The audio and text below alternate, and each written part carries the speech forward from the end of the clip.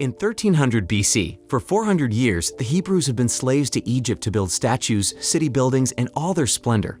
In all that time, they have not forgotten their homeland and their God. In the Egyptian royal palace in the capital city of Memphis, Pharaoh Seti I was chairing a meeting with his subordinates regarding the threat of the Hittite people who inhabited the valley near the Egyptian border. Ramesses II, the crown prince of Pharaoh and Moses, Ramesses' cousin, also attended the meeting. Seti I, who felt threatened, asked the royal high priestess for advice. He wondered if they would win if Egypt went to war with the Hittite army. After performing a ritual, the priestess could not determine who would win, but she mentioned that there were two men of the prophecy, in which one, either Moses or Ramesses, would save the other in the war and would become a leader. Moses, who did not believe what the priestess said, just laughed at. Seti commanded Ramesses and Moses to lead the army to war with the Hittites. Seti also gave them both royal swords. Moses and Ramesses had been best friends since childhood, growing up in the Egyptian royal court.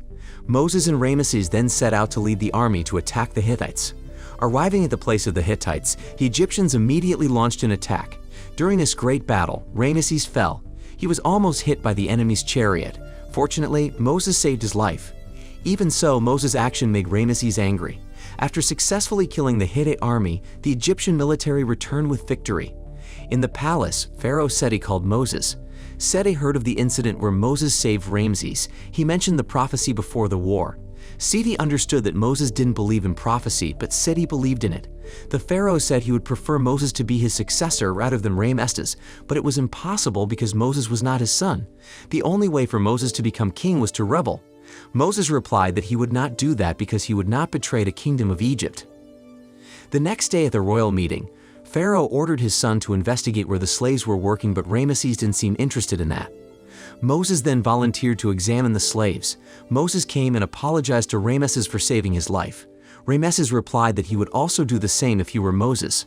The next day, Moses and his army traveled to the district of Pithom to investigate the Hebrew slaves working there. Moses met Viceroy Hejep, the governor of Pithom, in his luxurious residence. Viceroy Hejep asked Moses to add troops because of the growing slave population. He was afraid that there would be a rebellion. If not granted, the governor would be forced to massacre slaves to reduce the number of people. Moses then got angry and called it a ridiculous thing.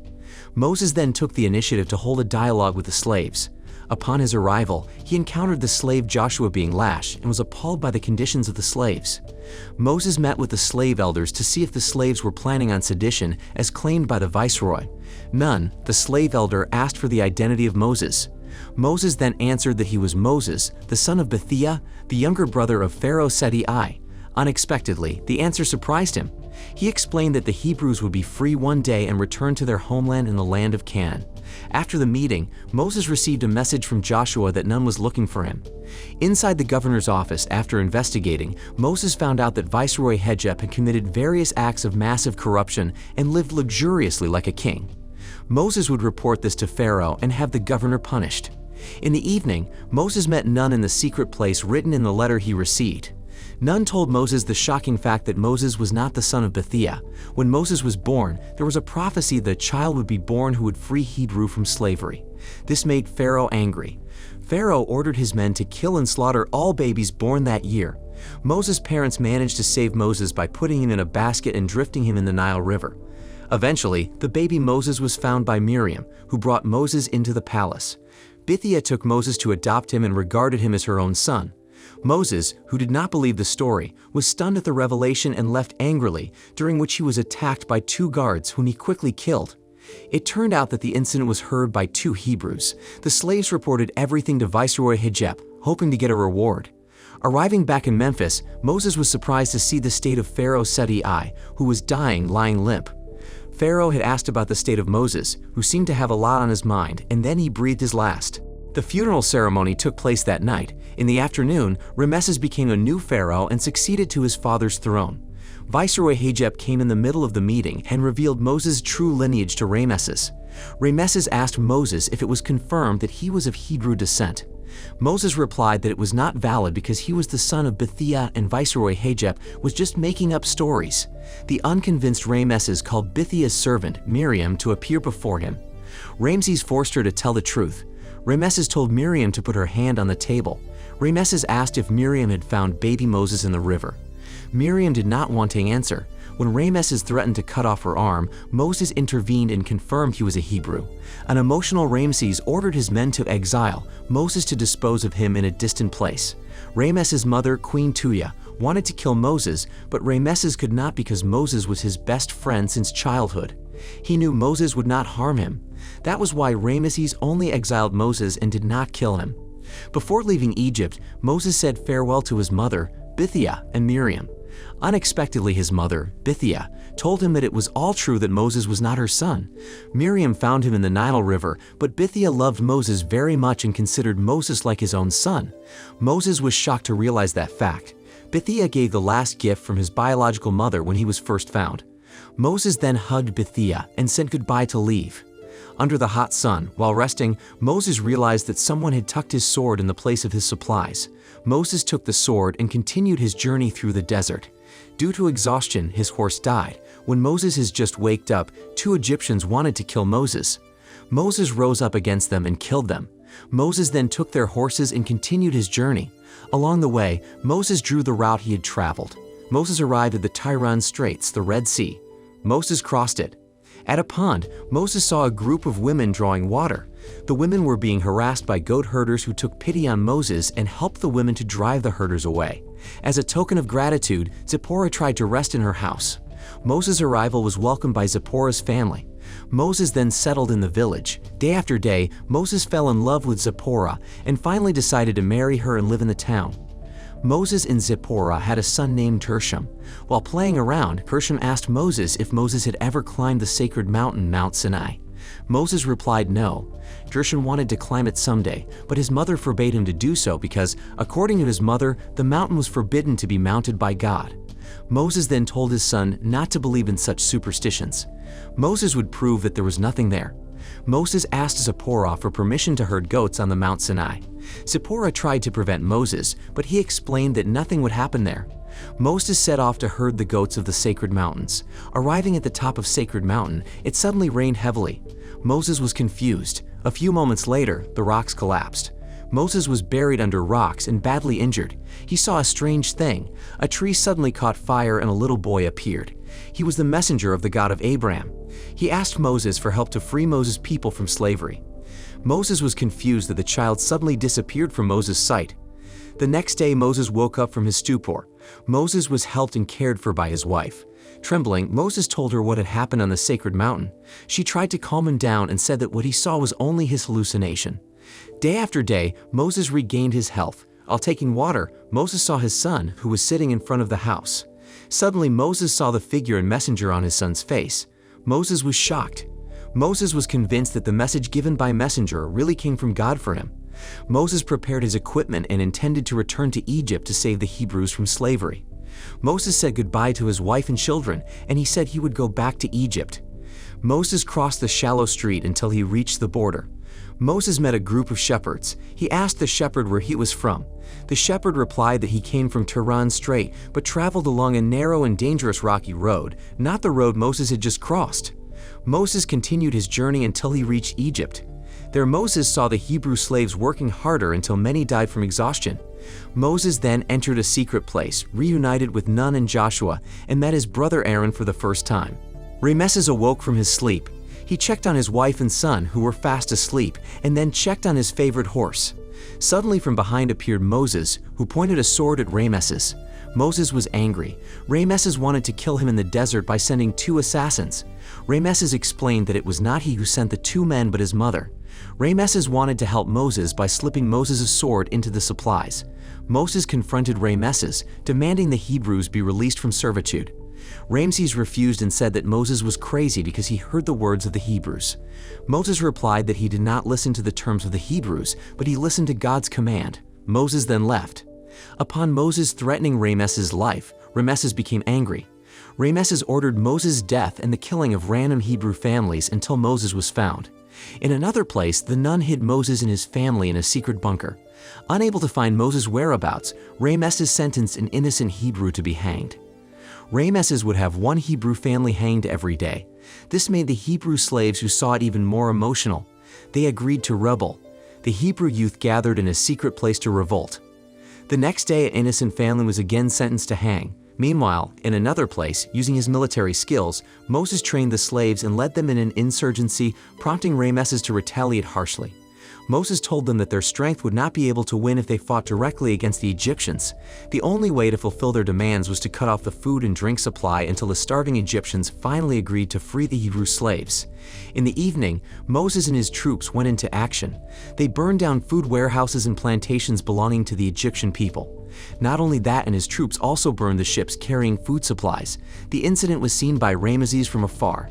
That night, the Egyptian army counterattacked by burning the houses of the Hebrew settlement. On a hill, Moses met the messenger. The messenger said that what Moses did was in vain. Ramesses was not that easy to conquer. The messenger explained that he would intervene this problem. Suddenly, from the Nile River, thousands of crocodiles appeared which preyed on fishermen until the river turned red. The red and polluted Nile makes fish die. Ramesses ordered a shaman to deal with it, but it was in vain.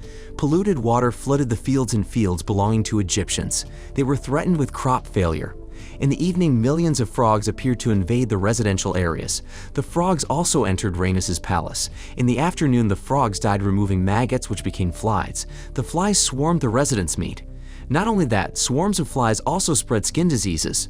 All Egyptians, including Ramesses and his family, suffered from skin diseases.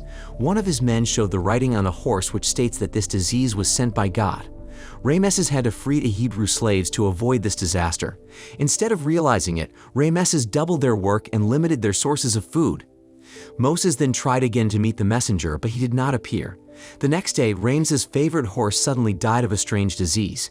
Not only horses, but all the animals in the kingdom of Egypt also died of unknown diseases. Ramesses then sentenced the royal shaman to death for being unable to stop these calamities. That night, the city of Memphis was hit by a massive hailstorm. The next day, the kingdom of Egypt was attacked by millions of locusts. The locusts ate the fruits and food of Egypt. One of Ramesses' ministers reported that hectares of rice fields had failed.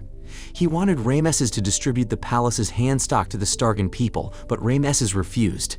In the night, a group of starving Egyptians broke into the royal food warehouse in search of food. Outside, hundreds of soldiers confronted them. The soldiers mercilessly killed the starving people. Later that night, Ramesses heard something strange. He thought it was Moses, but no one was there. An emotional Ramesses then shouted that he would slaughter all the Hebrew children as Moses should have felt. Ramesses said that he was God. Ramesses was not afraid of the God that Moses worshipped. On the hill, Moses was again met by the messenger. Moses said that he had just sneaked into the kingdom of Egypt. Instead of realizing this, Ramesses threatened to kill all the Hebrew children. The messenger told Moses something and made him horrified to learn from God that the 10th plague would be the death of all firstborn children. Suddenly, the morning came very quickly. Moses rushed to meet Ramesses. Unexpectedly, Ramesses' soldiers did not attack Moses and instead invited Moses to enter the palace. In front of Ramesses, Moses begged to free the Hebrews, otherwise, later that night, there would be a great disaster that could take the lives of the Egyptian nation's children. After that, Moses left. Moses then went home and told the people to slaughter a lamb and smear the lamb's blood in front of the door. At night, Ramesses felt uneasy and slept beside his son while carrying a sword. At midnight, the sky suddenly turned dark and a lunar eclipse appeared. The fires that lit the houses of Egyptians suddenly went out, and all the children in Memphis died suddenly, including Ramesses' infant son. Ramesses cried hysterically, seeing his son die suddenly. There were cries from all the people of Egypt who had lost their children. Ramesses came to see Moses and asked what kind of God had the heart to slaughter children. Moses replied that not a single Hebrew child was killed last night. Ramesses was confused and couldn't believe it. Ramesses then shouted and sent all Hebrews away. Ramesses agreed to free them. Moses showed a map of the shallow Tiran Strait. He would guide the Hebrew people there, cross it on foot, and take all the Jewish people to their homeland in the land of Canaan. A total of 400,000 Hebrew slaves flocked to the Egyptian territory, led by Moses. They were grateful to finally be free from slavery. After Ramesses buried his son's body, he felt a deep grudge and anger towards the Hebrews. Ramesses invited thousands of his troops to pursue the Hebrews to slaughter them. From a distance, Moses' men saw Ramesses' troops. They immediately reported it to Moses. Moses immediately invited all his followers to pass through the steep and dangerous mountains to hinder the speed of Ramesses' troops. They flocked through the steep cliffs. On the way, Moses was confused about which way to go.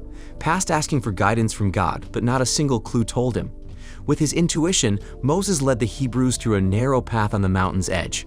Ramesses learned that Moses and his entourage were going through the steep cliffs, and he rushed after them.